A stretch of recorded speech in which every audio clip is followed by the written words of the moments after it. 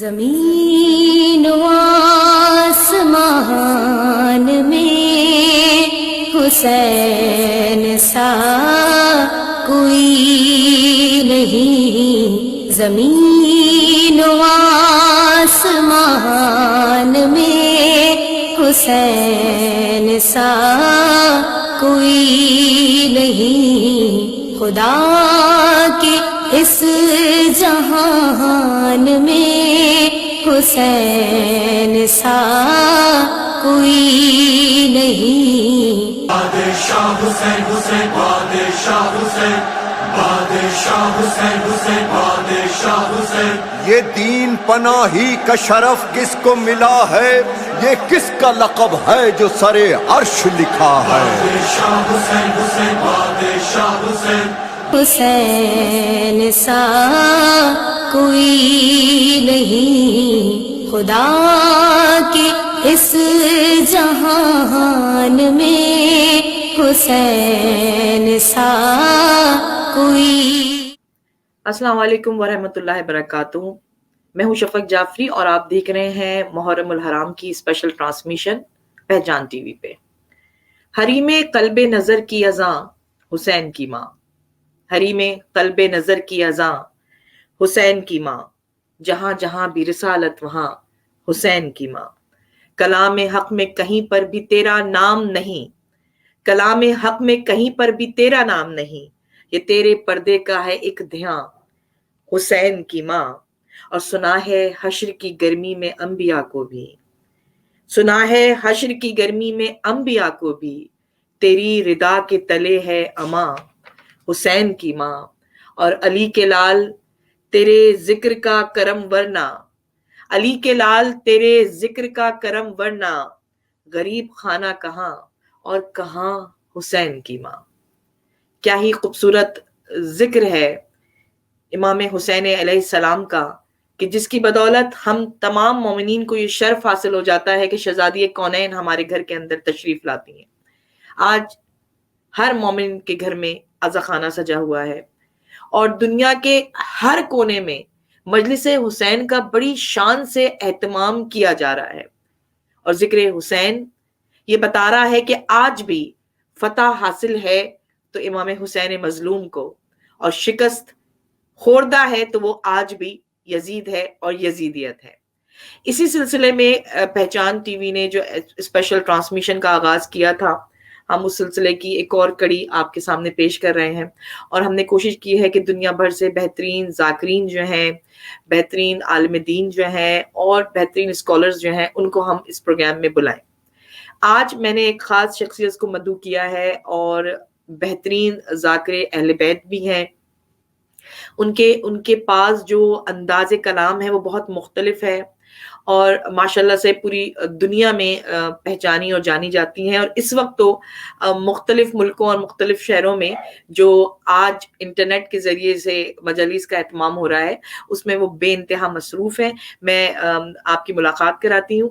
زمین و آسمان میں حسین سا کوئی نہیں۔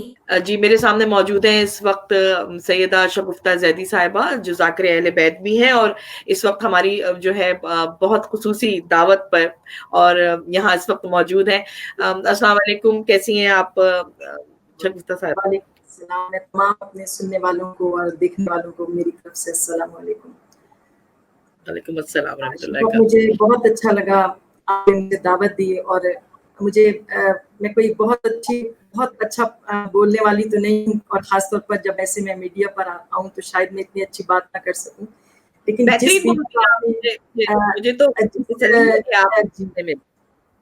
شفق جس بی بی کا آپ نے ابتدا میں ذکر کیا، تو ان کی شان میں میں ہدیہ عقیدت پیش کرنا چاہوں گی، یہ کہہ کر کہ جلوہ نمائے شمع حقیقت ہے فاطمہ، کیا بات، جلوہ نمائے شمع حقیقت ہے فاطمہ، آئینہ کمال نبوت ہے فاطمہ، فاطمہ، واہ، یہ مانتی ہوں ان کو رسالت نہیں ملی، لیکن شریک کار رسالت ہے فاطمہ۔ فاطمہ۔ اور ایک جملہ میں اپنی شہزادی کی شان میں، کہ میری شہزادی اپنی بارگاہ عقیدت میں میرے اس جملے کو قبول کر لیں۔ کسی نے ایک خوبصورت جملہ میری شہزادی کے لیے لکھا کہ جناب سیدہ کی عظمت کیا بیاں ہو کہ جناب فاطمہ اسرار کا سرچشمہ، عصمت و عفت کا سورج، حکمت کا آسمان، بزت النبی، حبیبت الولی اور راز پروردگار کی کان ہے.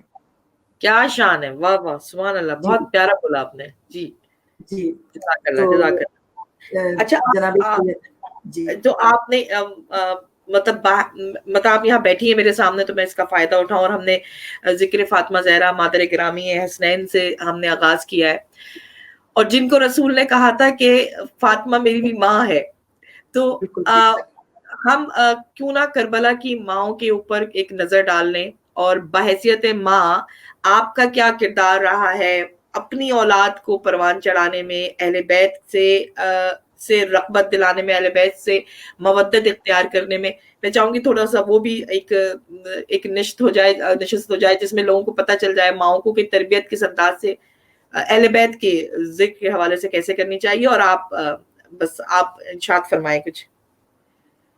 سب سے پہلے میں آپ کو اپنا تعارف کراؤں کہ میں ایک ایسی ماں ہوں کہ جس کی ساری زندگی جدوجہد میں گزری، اور شاید میں اس کو صحیح طور پر بیان نہ کر سکوں کیونکہ میرا دوسرا جو بیٹا تھا وہ معذور تھا. تو ابھی میں نے اس کی سٹوری پوری لکھی ہے منتظر کے نام سے. تو وہ معذور تھا اور بڑے بیٹے کے بعد اس کا دوسرا نمبر تھا.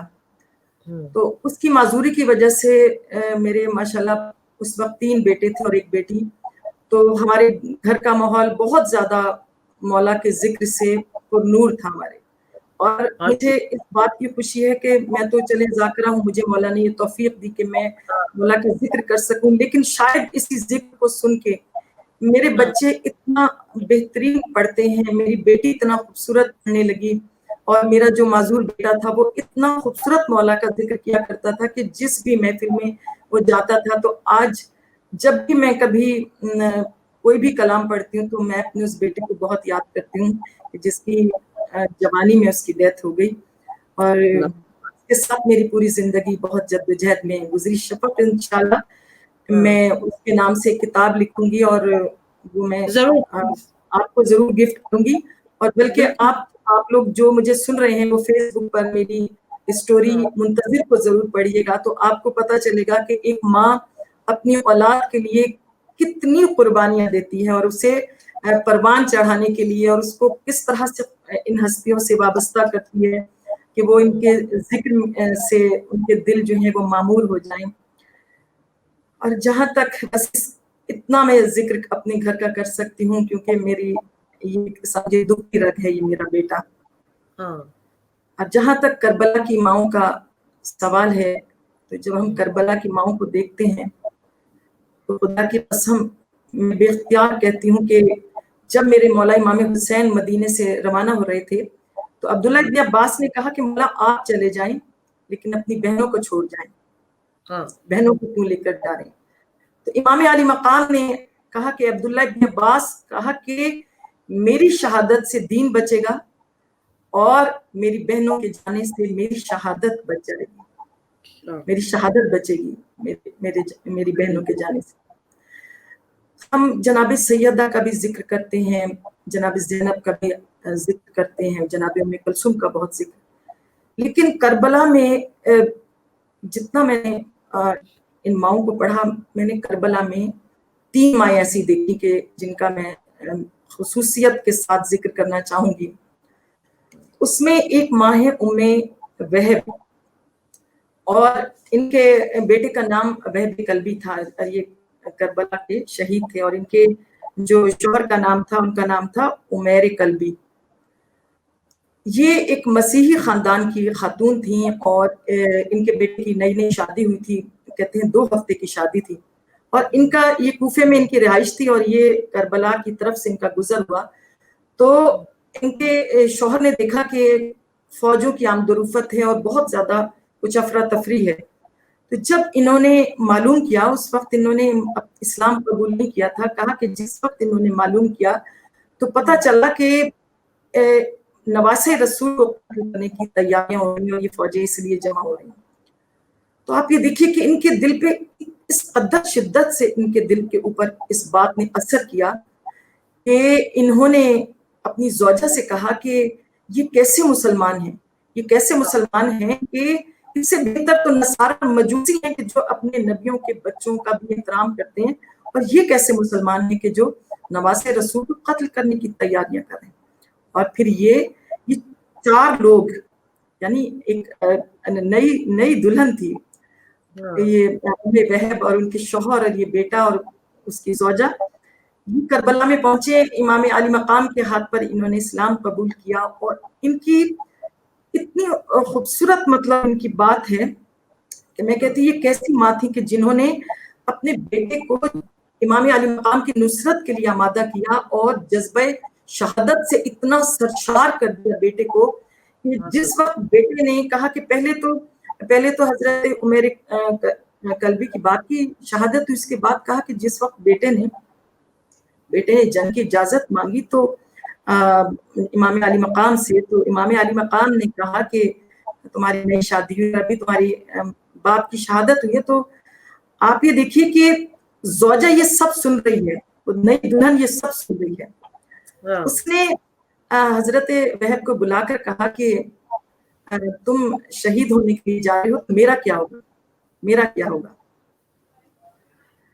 تو جناب وہب مسکرا کر کہتے ہیں کہ میں امام علی مقام پر اپنی جان کو قربان کروں گا۔ تو اس وقت اس نے زوجہ نے کہا کہ اچھا، اگر تم اپنی جان کو قربان کرنے کے لیے امام پر تیار ہو تو پہلے مجھ سے ایک وعدہ کرنا ہوگا۔ ہاں، مجھے معلوم ہے کہ تم شہید ہو جاؤ گے اور پھر تم جنت میں پہنچو گے، رسول خدا کی بارگاہ میں پہنچو گے، اور مجھے معلوم ہے کہ تم وہاں پر حوریں ہوں گی اور تم ان حوریں تمہیں ملیں گی، لیکن آج تمہیں مجھ سے یہ وعدہ کرنا ہوگا کہ جنت میں میرا مقام تمہارے ساتھ ہی ہوگا، اور یہ میں تم سے نہیں، میں اپنے امام سے وعدہ لینا چاہتی ہوں۔ حضرت وہب اپنی دلہن کو لے کر مولا امام حسین کی خدمت میں آئے۔ مولا نے دونوں کو دیکھا، اور اس وقت ان کی زوجہ نے کہا کہ مولا، آقا میرا شوہر تو جا رہا ہے شہادت کے لیے آپ پر جانے سے، لیکن مولا میں اس وقت آپ سے وعدہ چاہتی ہوں کہ آپ مجھ سے وعدہ کیجئے کہ روز محشر میری شفاعت جناب رسول خدا کریں گے اور جنت میں اپنے شوہر کے ساتھ رہنا چاہتی ہوں۔ یہ سن کر امام علی مقام اتنا روئے، اور اس کے بعد آپ دیکھیے کہ جب جناب وہب جو ہے یہ میدانی جنگ میں آئے، کہتے ہیں گھیر لیا گیا، انہوں نے جنگ کی، اور جب یہ گھوڑے سے گرے تو ماں جو ہے وہ در خیمے سے دیکھ رہی ہے، یہ کوئی آسان بات نہیں ہے۔ نہیں، واقعی بے شک ماں کا جذبہ دیکھیے، نصرت امام میں، وہ اتنی محبت امام میں، عشق امام کہہ لیجئے یا عشق پروردگار کہہ لیجئے، کہ وہ اتنی سرشار تھیں کہ وہ در خیمے سے یہ سب پوری جنگ دیکھ رہی تھی۔ اور آپ یہ دیکھیے کہ اس وقت گرے ہیں نا گھوڑے سے، تو کہا کہ بے ساختہ یہ ماں میدان میں پہنچی تو میرے مولا امام علی مقام نے واپس کیا، تو کہتے ہیں کہ فوج اشقیہ نے گلا کاٹا، ان کا گلا کاٹا، اور اس کے بعد خیمے کی طرف اچھال دیا۔ کیسی ماں تھی کہ جس وقت ہاتھوں پر بیٹے کا سر لیا تو پہلے چوما سینے سے لگایا اور پھر پلٹ کر واپس پھینک دیا۔ کہتے ہیں کہ ایک ملعون کے سر میں لگا اور وہ ملعون اسی وقت واصل جہنم ہوا۔ یہ ایسی ماں تھی کہ میں کہتی ہوں کہ جن کی بہادری کی، جن کی صبر کی مثال ملنا مشکل ہے، مثال نہیں۔ اور آپ یہ دیکھیے کہ میں نے آپ سے کہا نا کہ ایک دوسری ماں ہے، ان کا دیکھیے کردار کیا ہے، کہ کہا کہ ان کا 15 سال کا بیٹا ہے، اور ان کا نام تھوڑا سا میں نے اپنے پاس لکھ لیا تھا کہ ان کا نام ہے مادر عمر بن جنادہ، اور یہ جو ہے ان کے شوہر کا نام ہے جنادہ ابن حارث۔ یہ تینوں کربلا میں آئے، یہ 3 لوگ کربلا میں آئے، اور آپ یہ دیکھیے کہ ان کا سن جو ہے ان کے بیٹے کا یہ 15 سال کا ہے، 15 سال کا۔ کہا کہ پہلے شوہر شہید ہوئے اس کے بعد آپ امام کی شان کریمی دیکھیے کہ جب ماں نے امام کی خدمت میں اپنے بیٹے کو بھیجا ہے نا کہ جاؤ امام سے اجازت لو اور میں اس وقت تم سے خوش ہوں گی کہ جب تم امام علی مقام پر اپنی جان کو قربان کرو. جب یہ امر جو ہے یہ امام کی خدمت میں ہے تو امام علی مقام نے ایک مرتبہ 15 سال کی کیا عمر ہوتی ہے اس بچے کو غور سے دیکھ کر کہا کہ تم جانتے ہو تمہارے باپ کی ابھی ابھی شہادت ہوئی ہے اور اب تم مرنے کے لیے جانا چاہتے تمہاری ماں برداشت نہیں کر سکے. ایک مرتبہ کہتے ہیں کہ مولا آقا مجھے میری ماں نے ہی تو بھیجا ہے. کہا میری ماں نے بھیجا ہے. میری ماں چاہتی ہے کہ آپ کی نصرت میں آپ کے عشق میں اپنی جان کو قربان کریں. مولا رونے لگے اور اس کو جب جنگ کی اجازت ملی تو آگے کی جو تفسیر ہے وہ بہت خوبصورت تفسیر ہے. کہا کہ جب یہ 15 سال کے بچہ امر جو ہے یہ گھوڑے پر سوار ہو کر میدان میں آیا تو کہتے ہیں کہ اس وقت ہر نوجوان جب میدان کربلا میں آتا تھا تو رجس پڑھتا تھا. رجس آپ کو معلوم ہے کہ اپنا تعارف بیان کرتا تھا کہ میں فلاں ہوں, میرے باپ کا نام یہ ہے, میں فلاں کا بیٹا ہوں, میرے ماں باپ کا نام یہ ہے. تو رجس پڑھتا تھا, اپنا تعارف بیان کرتا تھا. لیکن ان کے بارے میں لکھا کہ جس وقت یہ 15 سال کا سن ہے لیکن امام کے کا یہ عالم ہے کہ جس وقت یہ آئے ہیں نا تو انہوں نے جس وقت رجس پڑھا ہے انہوں نے اپنے ماں باپ کا نہ اپنے آبا و اجداد کا تعارف نہیں کرایا. انہوں نے کہا کہ میرے امیر, کہا کہ سن لو کربلا کے ملونوں, کہا کہ میرے امیر امام حسین علیہ السلام, میرے امیر امام حسین علیہ السلام ہیں اور وہ کائنات کے بہترین ہادی اور بہترین پیشوا ہیں. اور کہا کہ یہ اس نبی کے دل کی, آپ یہ جملہ ذرا سنیے گا, یہ دل کے اوپر کتنا اثر کرتا ہے. کہا کہ یہ اس نبی کے دل کی ٹھنڈک ہے کہ جس کو خدا نے بشیر اور نذیر بنا کے بھیجا ہے. واہ اللہ, خوبصورت قیمتی الفاظ, اتنا خوبصورت الفاظ ہیں کہ یہ اس نبی کے دل کی ٹھنڈک ہے کہ جن کو خدا نے بشیر اور نذیر بنا کے بھیجا. واہ. اس کے بعد آپ جملہ سنیے, اس کے بعد جملہ سنیے. کہا کہ ان کے والدین, کہا میرے آقا حسین کے والدین علی و فاطمہ, علی و فاطمہ ایسے ایسے اعلیٰ صفات کے حامل, کیا تم ان کی نظیر لا سکتے ہو؟ کیا تم ان جیسا کوئی لا سکتے ہو؟ کہا نہیں لا سکتے ان جیسا. کہا یہ میرے امیر امام حسین علیہ السلام. اور کہا کہ انہوں نے بھی اتنی بہترین انہوں نے جنگ کی. اور اب یہ دیکھیے کہ بھوک اور پیاس, سب سے اہم چیز تھی بھوک اور پیاس میں ایک 15 سال کا جوان یا بچہ کہہ لیجیے لڑ رہا ہے. ہاں بے شک, کیا اور کمال درے ہے. خیمے پہ ماں کھڑی دیکھ رہی ہے. ایک منٹ ماں کی نگاہ جو ہے اپنے بیٹے پر ہے. اور جب یہ امر جو ہے یہ گھوڑے سے گرے ہیں نا تو آپ یہ دیکھیے کہ ان کا سر بھی کاٹ کے, کیونکہ ماں درے خیمے پہ کھڑی ہے نا, اتنے ظالم تھے یہ مسلمان. میں کہتی ہوں کہ کیسے انسان ہے. اور آج کل تو ویسے ہی ہمارے معاشرے میں اتنا ظلم عام ہے کہ یہ ہم تو کربلا کے لیے روتے ہیں. آج خدا کرے یہ مسلمان پروردگار ان کے دل میں رحم دلی پیدا ہو جائے کہ کہتے کہ ان کا بھی سر کاٹ کے ماں کی طرف پھینکا گیا. اور ماں نے کہا کہ اللہ کا شکر ہے. ماں کیسی ماں تھی کہ جو خداوند عالم کا شکر ادا کریں تھی اور کہتی ہیں خدا کا شکر ہے, خدا کا شکر ہے. اللہ. اور کہتے ہیں کہ اس کے بعد انہوں نے بھی اس سر واپس پھینک دیا. اور اس کے بعد انہوں نے کہا, یہ بھی جذبہ شہادت میں سچار تھی, انہوں نے چوب خیمہ اکھاڑی. اور آپ کو معلوم ہے کہ اس کے آگے کیل لگی ہوئی ہوتی ہے. ہاں, چوب خیمہ کے آگے ایک کیل لگی ہوتی ہے. ہاں, کیل ہوتی ہے. تو کہتے ہیں چوب خیمہ لے کے بھاگی اور انہوں نے 2 ملونوں کو فاصل جہنم کیا. اللہ. کربلا کے میدان میں دیکھتے ہیں تو ایسی مائیں بے شمار ہیں جنہوں نے امام علی مقام کے عشق میں اور اس دین کو بچانے کے لیے, واقعی میں کہتی ہوں اگر کربلا میں ایسی مائیں نہ ہوتی تو آج کلمہ لا الہ الا اللہ محمد رسول اللہ نہ ہوتا. حسین نہ ہوتے تو دین نہ بچتا، اور اگر یہ خواتین نہ ہوتی کربلا میں، یہ مائیں نہ ہوتی، میں کہتی ہوں کہ یہ دین آج جو ہم پڑھ رہے ہیں نا، یہ بے کربلا شک، والوں کیا خوبصورت بات آپ نے کہی، یا جو کردار رہا ہے ماؤں کا. آپ نے دو بہترین ماؤں کا ذکر کر دیا کربلا کی، اور جن کے پاس یہ نالج نہیں تھی ان کے لیے بہت فائدہ مند اور کارآمد نالج اور گفتگو ہو گئی. اس کو زیادہ سے زیادہ شیئر کریں تاکہ لوگوں کی انفارمیشن میں اضافہ ہو. میں نے آپ کو زحمت دی، بس میں چاہوں گی کہ آخر میں تھوڑا سا آپ کوئی ہدایت یا کوئی نصیحت بھی تمام ان خواتین کو یا ماؤں کو کر دیں جو اس دور کی مائیں.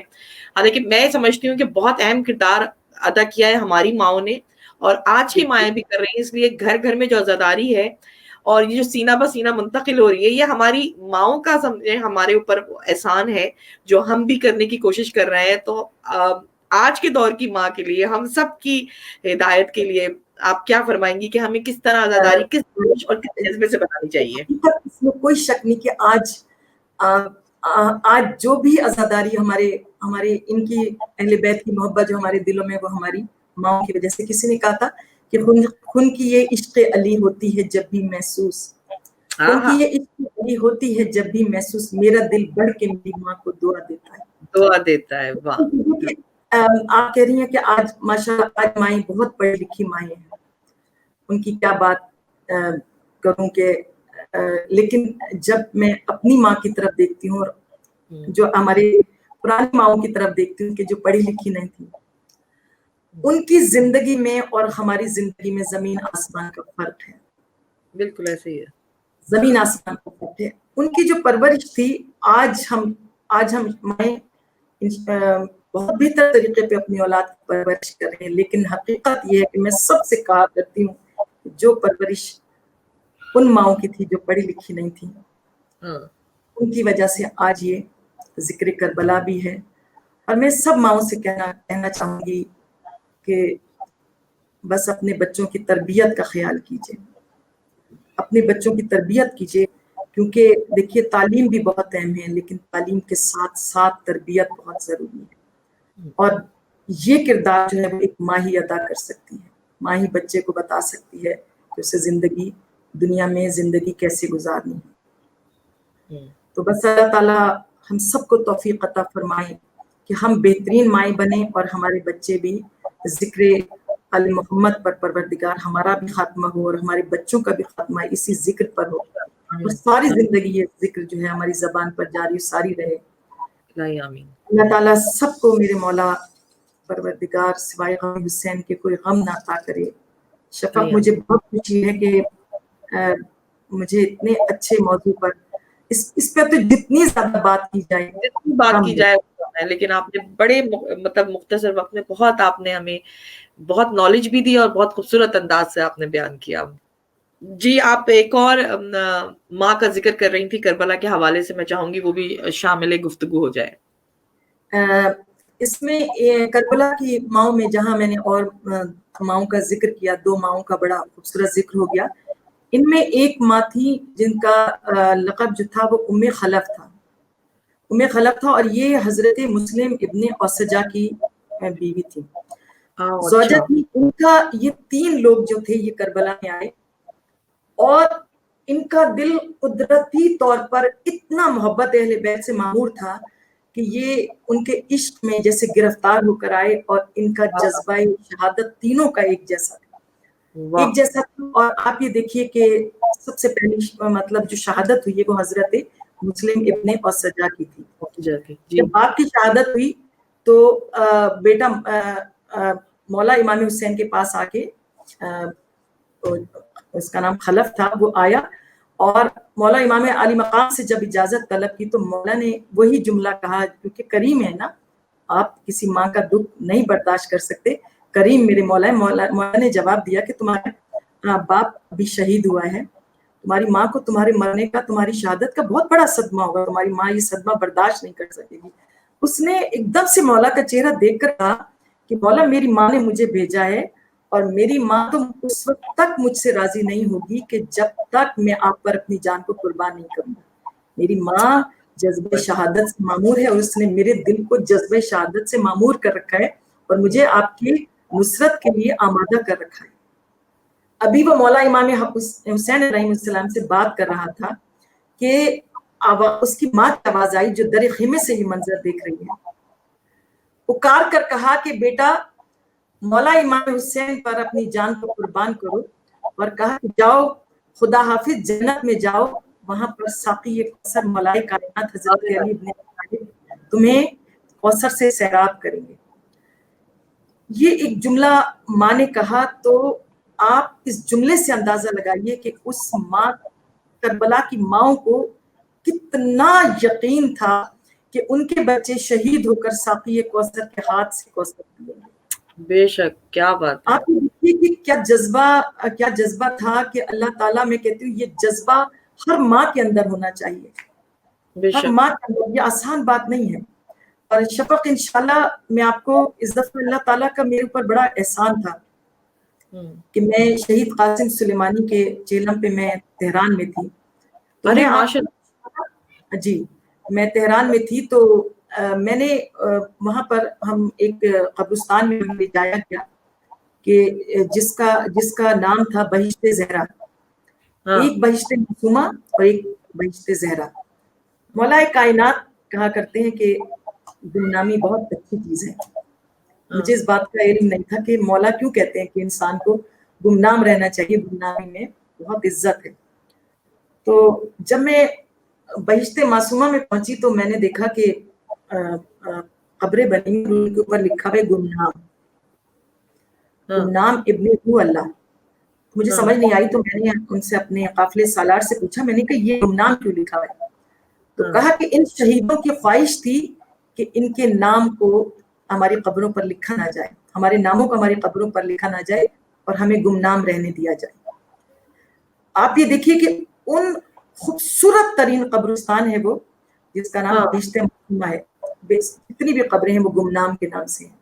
तो वो जो शहीद है ना, वो गुमनाम रहना चाहते थे। तो आप ये देखिए कि उनकी मैंने स्टोरीज पढ़ी हैं, उनकी स्टोरीज पढ़ी है, तो उसके उन माओं का भी जज्बे शहादत इतना ज्यादा था कि कल मैंने एक वाकया पहली मजलिस में अपना पढ़ा है कि हम एक ना अगर आपके पास टाइम हो तो मैं ये वाकया बयान करूं। बिल्कुल बिल्कुल।